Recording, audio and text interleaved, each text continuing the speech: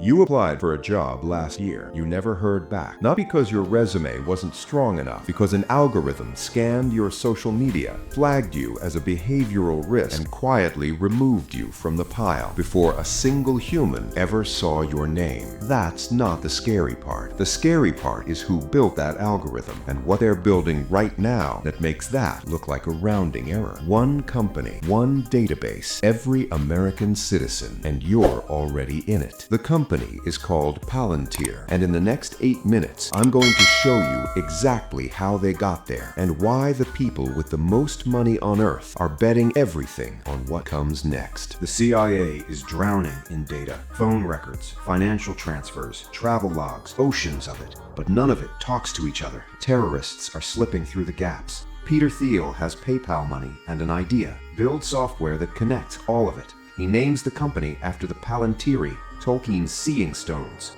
objects that reveal hidden truths across vast distances. Tolkien's catch: they corrupt the people who use them. They show you what you want to see. Thiel kept that detail, apparently. Seed funding came from In-Q-Tel, the CIA's own venture capital arm. Palantir wasn't born in a garage. It was born inside the intelligence community. Their flagship product, Gotham, didn't just store data. It mapped relationships between data. You're not a name in a file. You're a node in a network connected to your contacts, your transactions, your travel history, your associates' associates. CEO Alex Karp has said publicly their software is used, quote, to kill people. That's not a leak. That's the pitch. They built the digital kill chain, the software that connects surveillance to a Hellfire missile hitting a truck in Mosul. For a decade, that was Palantir's world. Black budgets, special operations, foreign battlefields, and then they came home. Hold this question in your mind. Why would a company built to track insurgents in war zones suddenly want American healthcare and benefits data? Keep it. We'll come back to it. Early 2025, a new initiative sweeps Washington under the banner of efficiency. DOGE, the Department of Government Efficiency, led by Elon Musk, staffed heavily by former Palantir employees, arrives with one mandate: eliminate information silos. The stated goal, $2 trillion in cuts. Here's the real number. Independent analysts estimate actual achievable savings at $160 billion, with $130 billion in operational costs to get there. Some projections show a net loss of $300 to $500 billion over the next decade. So if it's not actually saving money, what is it doing? It's building the database. In February 2025, DOGE operatives gained root access to the Social Security Administration, then the Office of Personnel Management, then Treasury Payment Systems. Federal courts issued injunctions. Fourth Amendment violations, they said. Stop. Then the Supreme Court ruled the executive branch had the authority to access these databases at will. In one decision, the legal firewall between agencies, the fragmentation privacy law deliberately created, came down. And Palantir is the company being handed the contract to manage what comes next. Now go back to that question. Why does a war zone surveillance company want American benefits data? Because the technology is identical. Gotham doesn't care if the node in the network is an insurgent in Baghdad or a disability claimant in Baltimore. It maps relationships. It scores risk. It predicts behavior. The application changes. The architecture doesn't. Scholar Shoshana Zuboff calls it surveillance capitalism. One simple, devastating idea. In the old economy, companies extracted value from your labor. In the new economy, the most valuable thing they extract is your behavior.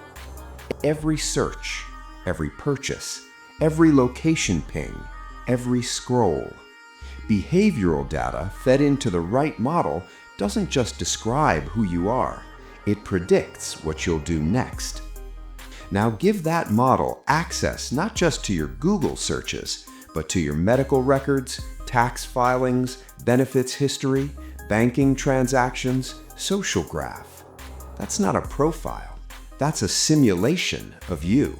And a simulation of you can make decisions about you. loan approvals, insurance pricing, employment screening, before you've done a single thing. You're not being judged on what you did. You're being judged on what the algorithm thinks you're going to do. Here's a scenario. You search chest pain at 2 a.m. By morning, an insurer with integrated access to your health and behavioral data has already repriced your risk profile. You didn't file a claim. You didn't see a doctor. You typed 3 words, and somewhere, a model updated your file. The infrastructure for this exists. The contracts to build it are being signed right now. Now, the number that breaks every rule of conventional finance. Palantir's stock rose over 1,000% from the start of 2024. Market cap, roughly $420 billion. Price to earnings ratio, 415. For context, Nvidia trades around 45, Google 33. A PE of 415 means investors are paying for 415 years of current earnings up front. They're not buying what Palantir is, they're buying what they believe it's going to become. This has split Wall Street in half. One side, the retail faithful, the Reddit crowd, the Daddy Carp believers, who think Palantir is the Microsoft of 1985, that every government on Earth will eventually need what they sell, that the contracts being signed now are the ground floor of a generational monopoly. Other side, Michael Burry, the man who predicted the 2008 collapse, shorting it hard. His argument is cold and precise. Palantir has created more billionaires than it generates in annual billions of revenue. Historically, that doesn't end well. Karp's response to the bears? He finds short sellers super triggering. He sees Palantir as a mission, the defender of Western civilization. His argument, if the US doesn't dominate this technology, China will, and losing that race is existential. Here's the uncomfortable truth. He might not be wrong about the stakes, and Burry might not be wrong about the valuation. Both things can be true.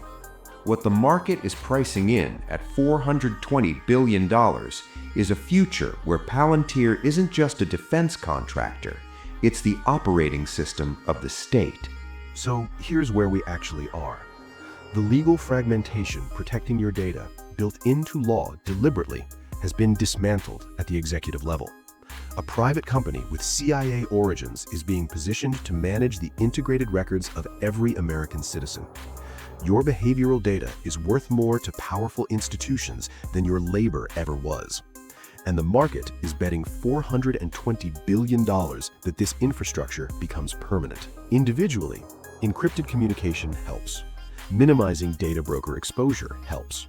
Understanding your phone is a tracking device helps. These reduce your commercial footprint. They don't touch the state-level database. Structurally, this is the harder conversation. The only real counterweight is collective pressure. Supporting litigation challenging executive database access. Demanding legislation that recognizes your behavioral data as your property, not a resource to be extracted without consent. The project is making the invisible visible. Legally, politically, socially. Here's the thing about Tolkien's seeing stones. They don't lie. Everything they show is real. But Sauron, who controls the network, controls what you see. And the people who look long enough start believing what they're shown is the whole picture. Palantir chose that name. Whether it's a warning or a boast, I'll let you decide. What I know is the most powerful surveillance infrastructure in human history is being built right now, in the open, with your tax dollars, managed by a private company blessed by the highest court in the land. You're not outside looking in, you're already in the database. The only question is what you do with that.